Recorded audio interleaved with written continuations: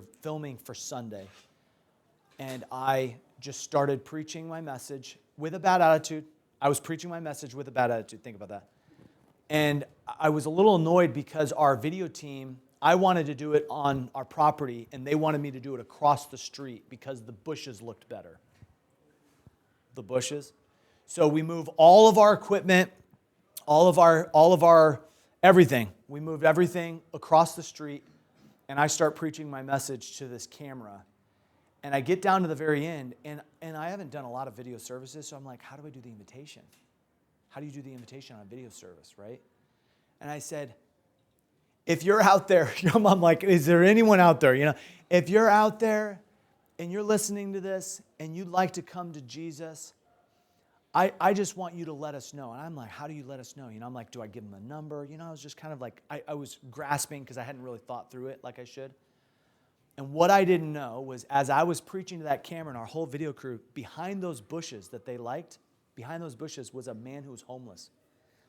And he'd been listening to the whole service. And when I said, hey, if you're out there, come on in, girls. If you're out there and you'd like to receive Christ, let us know. He stands up behind the bush where he's been living on our property. And his name was Jason. And I said, what? And so here I am. I'm live here. And he's there, and I'm like, what do I do? Do I talk to this guy who wants to get saved, or do I talk to all the other people, on the video? And so our church was so confused because I was like, and there's one that wants to come to Christ. I'm like, pray this prayer, like, if do you want? And I was confirming with him, are you a sinner? And Jason got saved. We keep in touch with Jason. Jason got saved that day, and you know what God taught me is people can get saved in so many weird ways. We just have to be faithful to share the gospel. And I will tell you, there have been days where I didn't want to. And I don't know if you've ever had those days. Like, God, I don't know. I don't think it's going to be worth it. I don't think it's going to make a difference. But hey, would you mind closing that door for me? Would you mind doing that? And so even when you don't think that what you say or do is working, Jesus came to seek and to save that which was lost, and even on a bad day. And so rescued people have a desire to rescue other people. Reached people reach other people. That's just what it is. And so we're just reaching the lost. Now, let me give you the best illustration for how we do outreach at New Life and how I would encourage you to do outreach at your church. In a world filled with elevator outreach, take the stairs. Let me explain that. We live in a world that wants immediate results. We want to see the rich family saved right now. We want to see our whole community saved right now. And can I tell you, that didn't even happen with Jesus. He built the relationship. He was in their lives. He ate with sinners. He took the stairs. Here's the thing. It's a lot of energy and effort to take the stairs. It takes time. But if we'll do the little things that we're going to talk about in this, we will see a great harvest. I said in the last session, we've seen 800 adults saved in the last 7 years at New Life. And that's just been from taking the stairs, serving the community, encouraging them, having conversations. And there's 5 ways to reach people who are lost in our community. I'm going to give you these 5, and then we'll take some questions. Number 1, create space for neighborhood conversations.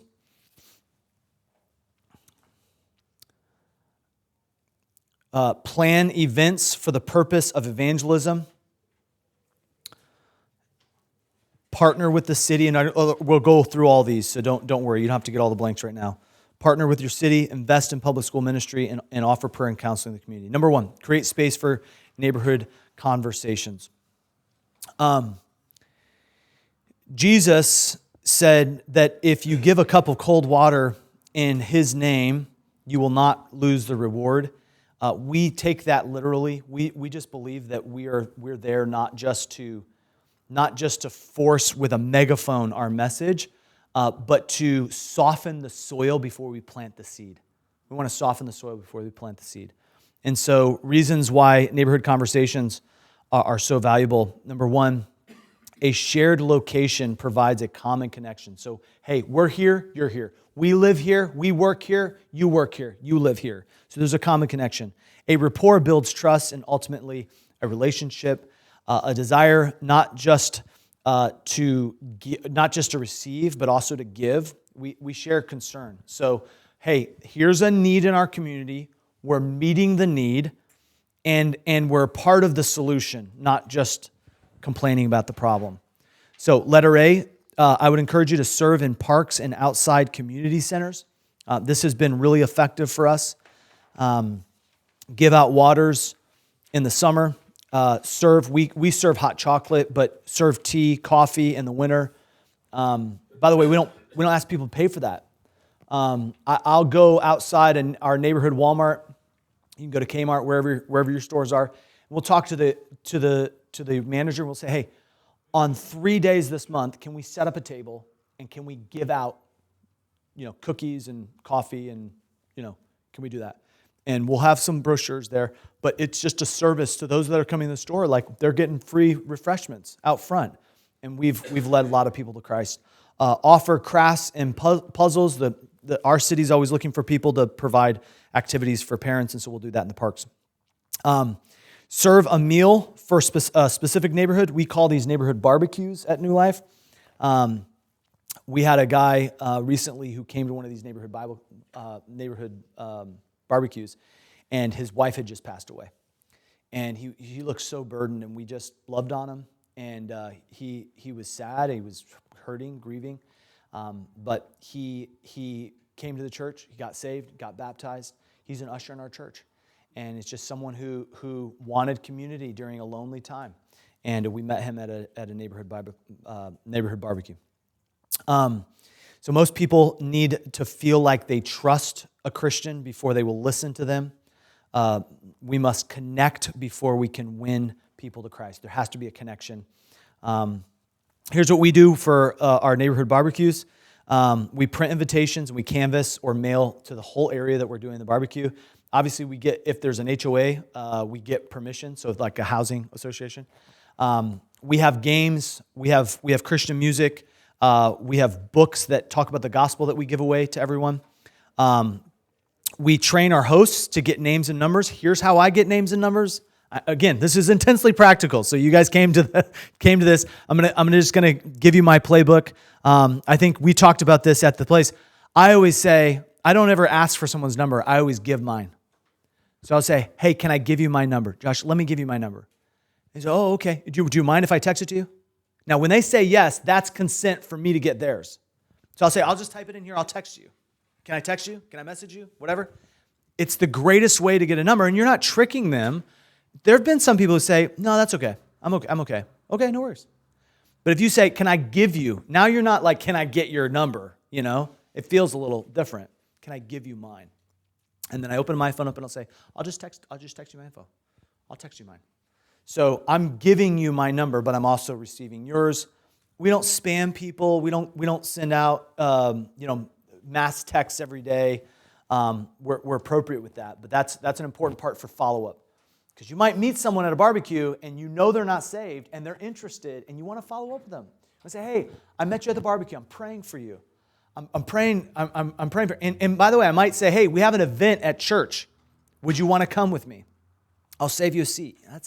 It's a great way. Number 2, plan events for the purpose of evangelism. Plan events for the purpose of evangelism.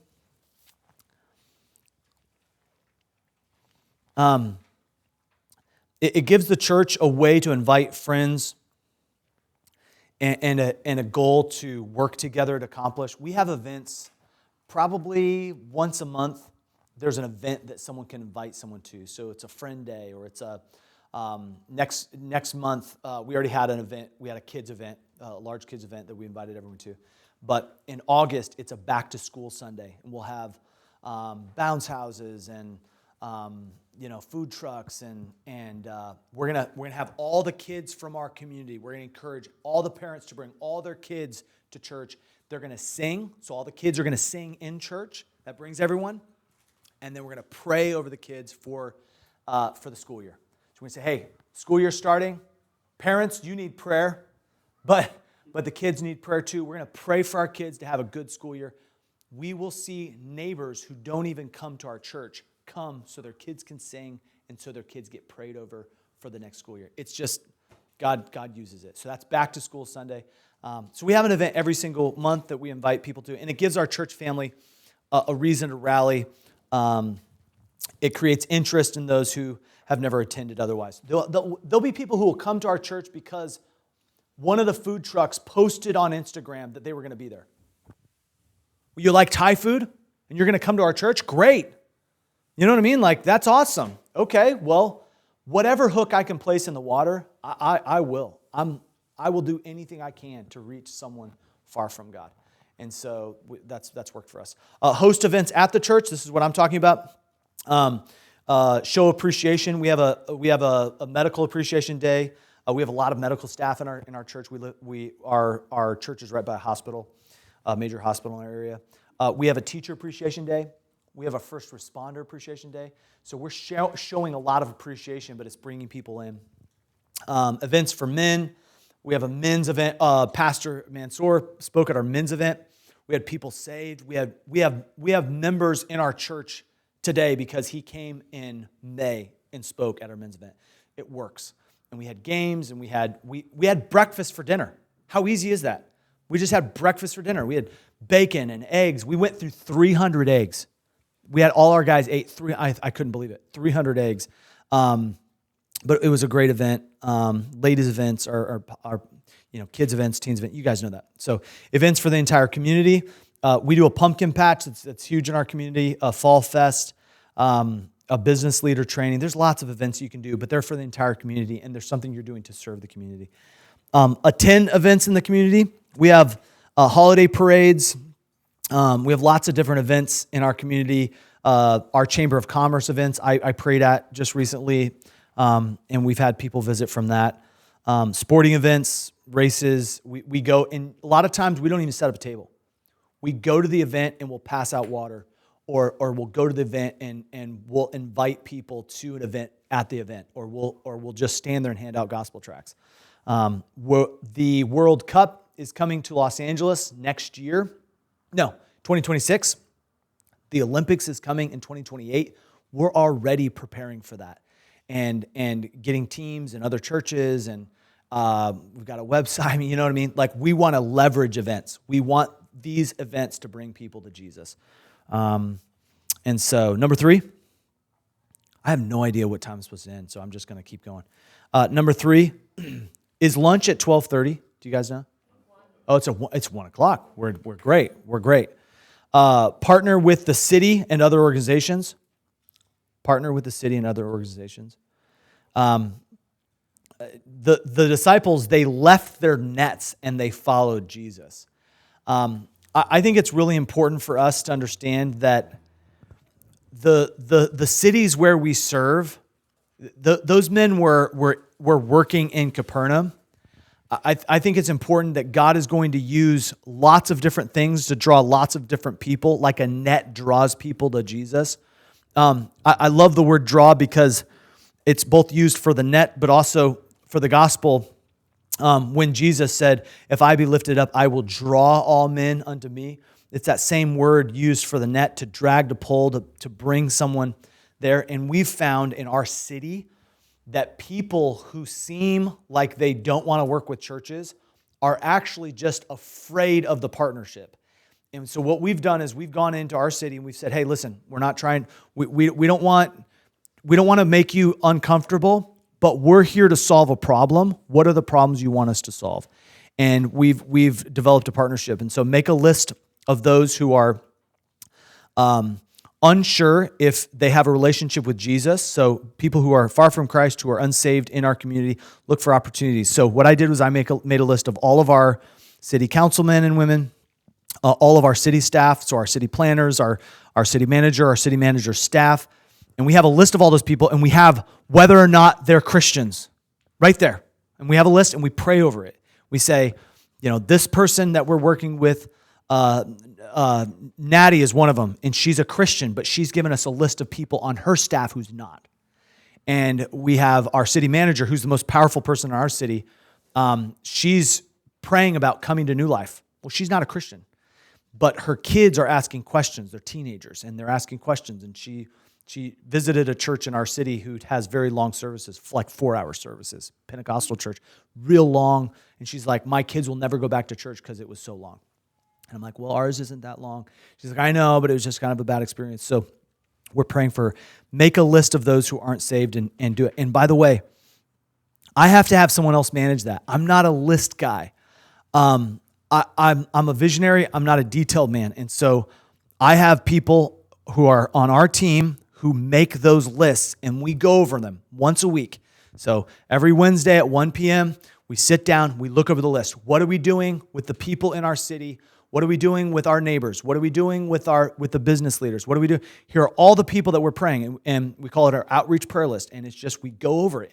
And by the way, if you're not praying for these people to be saved, who is? And so I really felt convicted when I read this quote by Charles Spurgeon: to be a soul winner is the happiest thing in the world. Every soul you bring to Jesus Christ, you will seem to get a new heaven here upon earth. It brings a little bit of heaven here on earth. And I just believe that as we win people to Christ, Christ is glorified, and it brings us great joy. And so it shows a desire for teamwork when we partner with the city and in our community to make a better place. It communicates a heart. In the U.S., people say, well, what about separation of church and state? In the U.S., that was never supposed to be the issue. It's not the church being separate from influencing the state. It's the state not influencing the church. And so you guys know that. Okay. Partner with your city. I talked about that. I've sent this verse to several people in our city. They've appreciated it. It's to seek the peace of the city. And for in the peace, you will have peace. Meaning, if you want your city to be a better place, you're gonna be the beneficiary of that.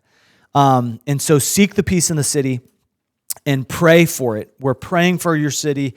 We're praying for our city. I always tell people, hey, I'm praying for our city. I'm praying that these problems are solved, and I'll list the problems. Ways to work with city and community leaders. Meet with them, build a relationship, provide a meal. They love Chick-fil-A for whatever reason. Our city loves Chick-fil-A. And so once or twice a year, we'll bring Chick-fil-A in. And it's not expensive. But we'll bring it into our city hall, and there's no strings attached. We don't preach to them. But the one thing I ask is, hey, we're going to bring this in. Can I pray for it? Can I bless it? Can I pray for our city? In that prayer, I give the gospel. So I just say, God, thank you so much for sending your son to die. I mean, I go right into the gospel. And thank you for this food. Thank you for our city. Thank you for our city manager. And I just go through it. And it's all in a prayer. So they can't say like, hey, he came in and preached at the city. I just prayed. Now it's a 2-minute prayer, but I prayed. And I feel like I gave them lunch. I feel like it's not asking too much to say, hey, can I give a prayer? Be visible during emergencies. We just had a police officer shot, and I was there all night. I was at the hospital all night. I didn't know the police officer, but I knew people who knew him, and I was just there. And I didn't do anything. I just prayed with people, and our city manager said that meant so much to us that you would just be there. And there were hundreds of people. There were Fox News was there, and NBC and all the people. I mean, it was a Ryan Klinkenberger was his name. He's an incredible guy. A senseless act of violence. Someone just literally pulled up to a squad car. He rolled the window down thinking they wanted something, shot him right in the face. It's horrible. Our city was mortified. But we were just there. We were there in emergencies. It opened doors, and I wasn't there to do that. I was just, if you're visible, God will use it. Letter B, partner with local businesses. We attend grand openings, so we get a list from the city of everyone who's having a grand opening. We'll go there for the ribbon cutting. We just had I don't know if you guys have Raising Cane's here, but we just had a Raising Cane's open up. And we were there, and because I was there, they asked me to pray. It's just when you're present in the place. And by the way, I go to very little. A lot of our staff and our team goes to a lot of these things as well. Support local businesses. We give out gift cards from a local coffee shop to everyone who visits. We just like partnering with those people. Partner with small papers. There's a small paper in our area that I've written some articles, short articles. We inform the paper about events. Sometimes they publish them. Sometimes they give us free advertising for it. Sometimes we have to pay, and I'm okay with that because they know, hey, we're here to help you, to help support what you're doing. Partner with local coffee shops. I just mentioned that. I have a lot of appointments in the same places. Kurt Skelly taught me that. I preached for him a couple times when he was in Pennsylvania.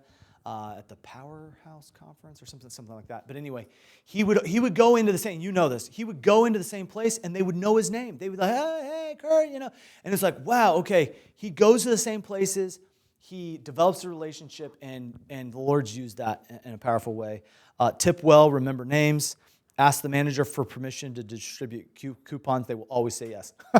They will always say yes. So partner with local coffee shops. Number 4.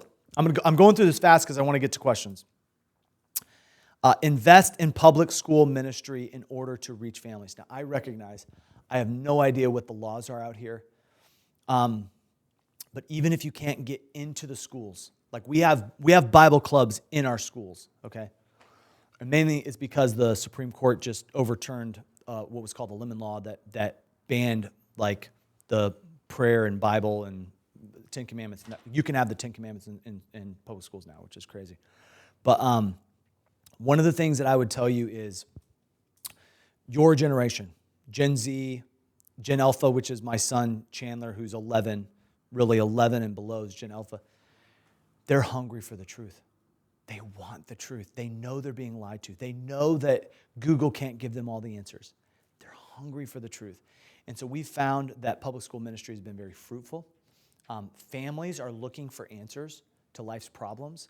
They know that this generation's struggling with things that are, for instance, in the U.S., more existential questions like about life and the purpose of life are searched every day than any other generations combined. And it's the largest generation we've ever seen on the planet. And so we're really passionate about that, and we're going to be doing a lot this fall with it. Teens are naturally followers of one another.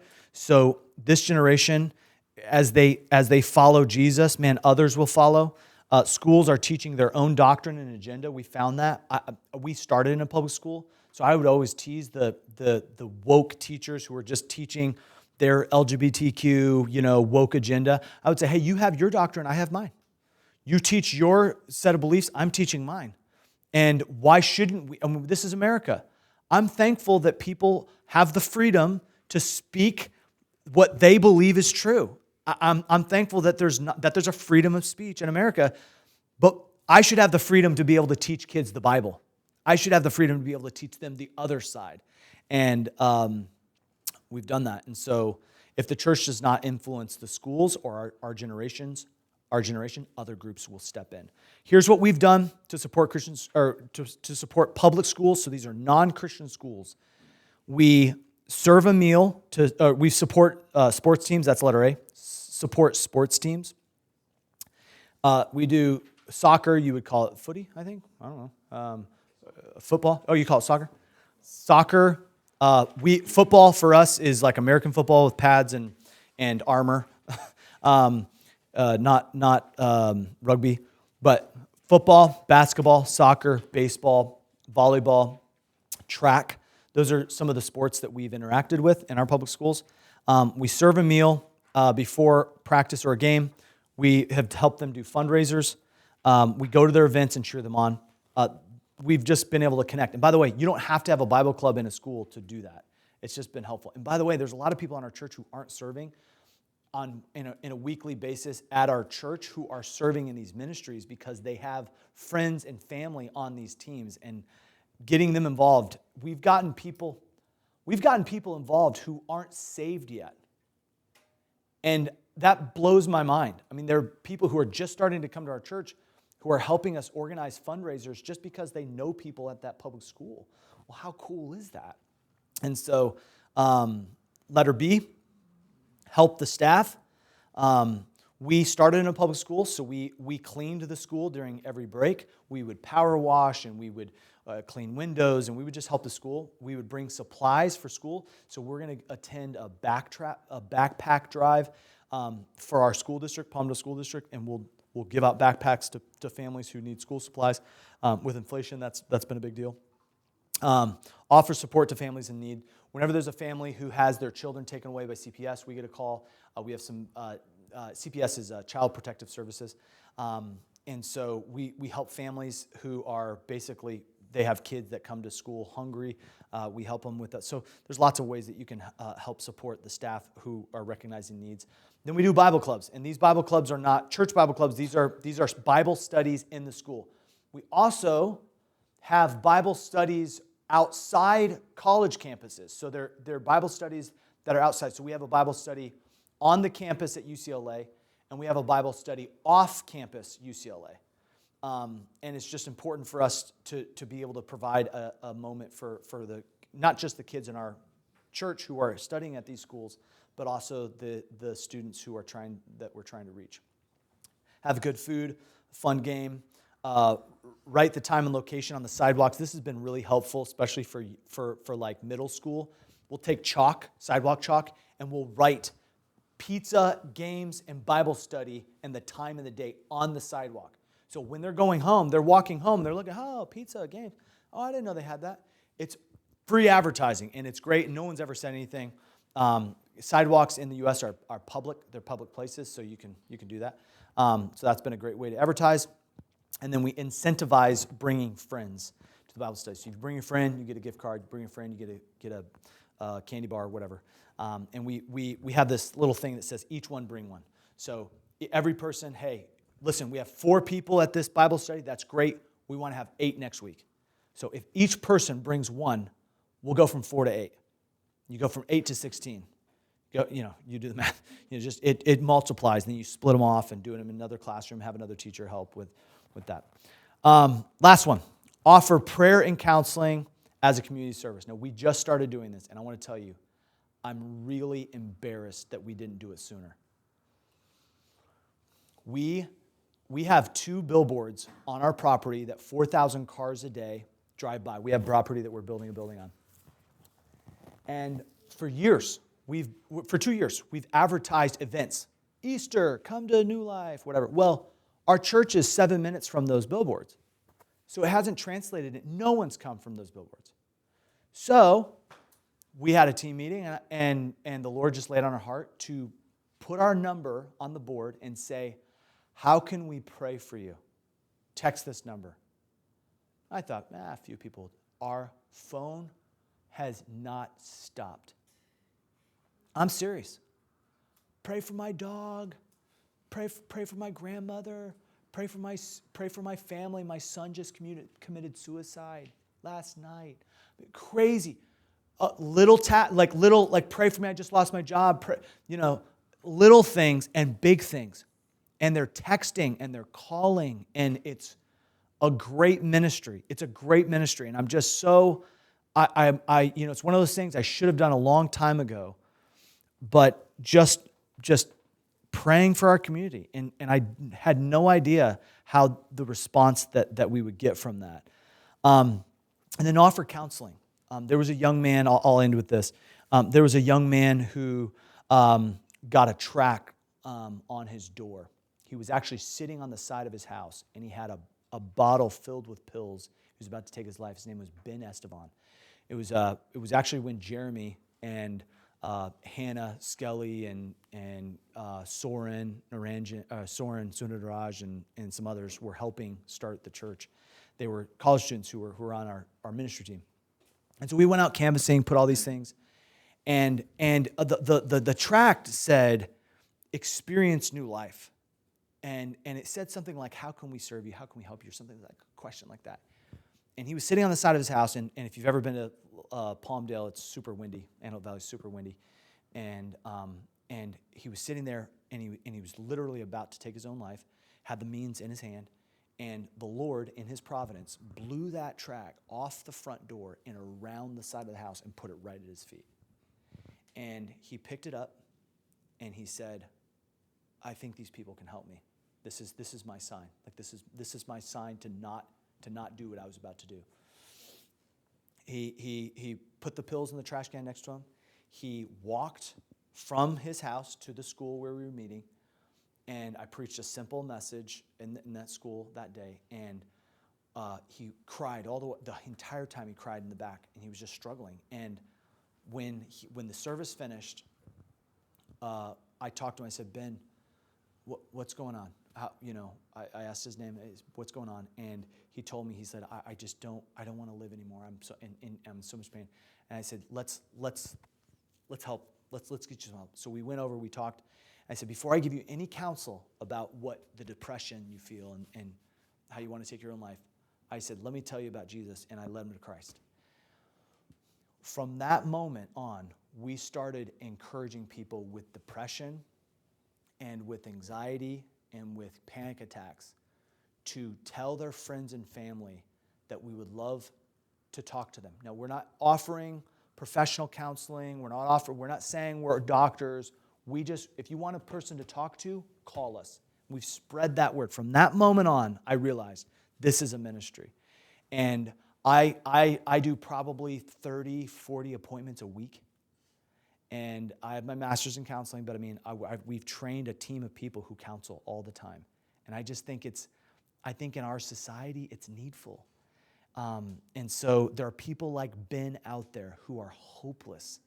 And you just saying, hey, how can we pray for you? How can we counsel? How can we give advice? How can we give hope?